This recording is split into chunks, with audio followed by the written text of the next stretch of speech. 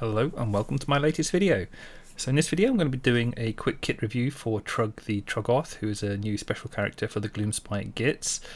And I'm also, in the second half of the video, going to be showing you how to fill in some of the gaps and things using Sprue Glue. And the reason I thought this would be suitable for this video is because this model does have quite a few join lines. And that's not really a reflection of the kit too much. It's just something that you have to deal with just because it's so kind of like organic in shape. It becomes quite hard, I think, on something like this to like hide some of the joins, especially on the arms and legs, just because there's no like hard edges to like hide the joins in. And the sculptors obviously tried very hard on this to get like creases in between the muscle joints and things like that to make it all work together, but they're still quite obvious in certain areas. So I thought it'd be kind of interesting to show how to deal with them in a very quick and easy way. The kit itself is very easy to build. The thing that I like the most about this is how open everything is on the model. So I've glued the whole thing together, and the reason I've done that is because I'm actually going to paint it. I don't very often build a kit just for a review or anything like that. It's if I've spent time putting a kit together, it's because I'm intending to paint it. The only thing that I've left separate on this is the head, and that's not because I couldn't paint it on the model, but it just allows me to spend a bit more time focusing on the head, because the head is like a really important part of the model, just as a focal point. But apart from that, the openness of the kit, like it just makes it very easy to paint, and I really like to stick as much of a model together before I paint it, because it makes it much easier for my style of painting with working out like the light positions and highlight placement and things like that, because otherwise what happens is you have all these sub-assemblies and you paint them individually, and then when you stick them all together on the model you find that things don't quite match up right, and then you have to make lots of corrections. So having it as fully built as possible is a big advantage. So in that regard, this is a fantastic kit.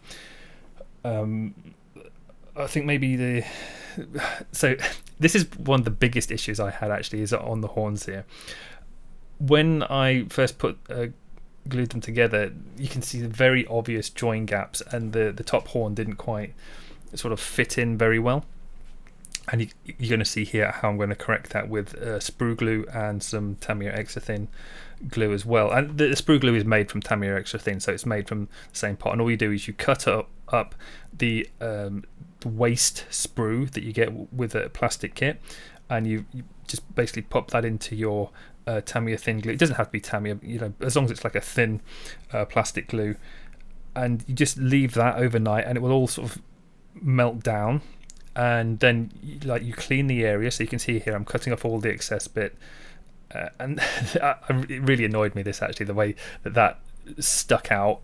Usually on these bits they mold into the kit anyway. It might just be that I just glued it on poorly. There's always a strong chance that that's the case, and it's just user error, but I didn't like how it was very raised there. But all you do is, so you've glued it together, and then you just take the Sprue Glue. The main thing that you want to get right with Sprue Glue when you're making it is just the consistency. You don't want it too thin, because otherwise you're basically just putting on glue again. You want quite a bit of plastic in the pot. I would strongly suggest that you use an older pot, so it's like half empty from glue, so that gives you space to fill the volume with the plastic in there. Because otherwise it's going to overflow when you start putting in all the extra bits of plastic. And then all you do is you just sort of blob it on. The big benefit of this is it's exactly the same material as the model is made from, and it looks very messy when you apply it. So you can see here it sort of like blobs all on, and looks pretty awful. And then I take the extra thin cement, and you can kind of like blend it out, and what this does is it means you don't have like the hard sort of bumpy edge, and even if the surface isn't perfect, it kind of like all blends in, and by the time you've sort of primed it and then painted the details over the top, it's almost invisible. Now I do go back and I sand over the top, and if you want to just spend that extra time, sanding will help. But if you just want to get something done very quickly, or in terms of the amount of time you spend on it, like you do have to wait for it to dry, and I strongly recommend that you wait overnight again after you've applied this, because it will set to the touch, but it doesn't set completely. It takes a little while to do that. But here you can see again like the problem with the kit with the join lines, and it's very hard to hide these. You're trying to get them to go with like muscle insertions and just hiding the sections on it. But I guess you just can't do it that well. So just using the Sprue Glue really helps. And it looks really messy there, but you just go over it again with the extra thin glue and sort of blend it in. You sort of like pushing the glue around a bit, but as I mentioned before, you want to make sure that the Sprue Glue is quite thick, because if you just if you don't get enough plastic in there, when you apply it back to the model, it'll run into the gap, and then it'll hide it, but it won't be as good. So this is sort of, that's it. It's a very quick and easy way to do it. If you wanted to go the long route, you would just get like modeling putty, and you would sort of sculpt over the top and sand it down. You can get like a perfect finish doing it that way if you want, but it takes a lot longer, and there's a lot more skill required. This is like 0 skill. So I'm very happy to use this method. I'm not that big on sculpting. I'm more focused on just painting. So this for me does exactly what I need. One thing I would suggest that you have a look at is Tamiya sanding pads. So it's just the same as like any other sort of sanding paper or whatever, but the fact is that it's sort of attached very strongly to this foam back. And I mean, you could do a similar sort of thing just by gluing sandpaper to like a lump of foam, but because it's got a foam back, it's very flexible, so you can push it around all the different shapes on the model.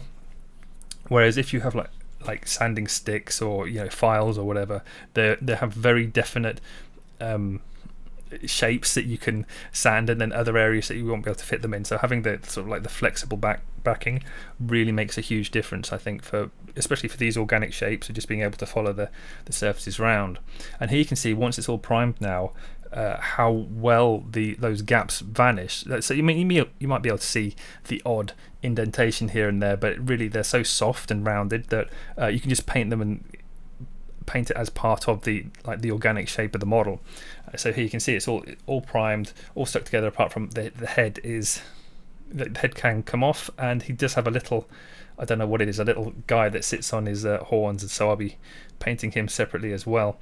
The only other thing that I wasn't completely sold on is the sculpting of the rock parts. So the shrine on top of his back is really, really good, and that'll be a nice interesting detail to paint. But just the rocks that go around it,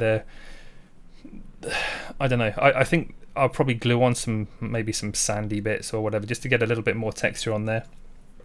But again, I mean, it's entirely up to you if you want to do things like that. And I'm never that keen on the sort of I don't know what the moss or whatever it is that's dangling off his horns. Those sort of details, because they never look quite right to me. Like if you actually put like real moss on there or whatever, it's a lot more detailed. These always look very kind of soft and kind of blobby, I think. But again, that can be fixed just with painting them in a very detailed way. But I think if you want to do like a quick paint job, or you don't want to spend hundreds of hours painting it as a Golden Demon project, then it's a little bit harder to make those look effective with just the sort of like the smooth sculpting on them. I feel like they just need a lot more textured effect put on there. But apart from that, like I just love the model. I quite like the little cheeky bum there as well that sticks out. But the nice thing as well is, because of the angle that's done, the way the light will hit it will just it'll be quite fun just painting a nice little shine there on it. But yeah, so I'm going to be spending a bit of time painting this up because I think it looks fantastic. He is very similar in size to the Dankhold Troggoth in terms of height, but he is vastly more detailed. So he really stands out as a character model, whereas the Dankhold Troggoth is more of a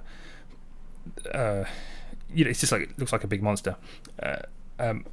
I do know a few people have been a bit surprised on when they see this, because it looked massive in the photos.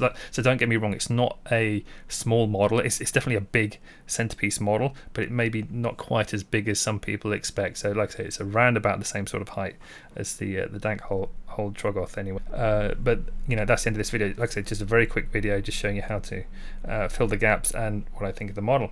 And hopefully soon you'll be seeing a video on how to paint it as well. But that's the end of the video. I hope you enjoyed it. Thank you very much for watching, and I'll see you next time.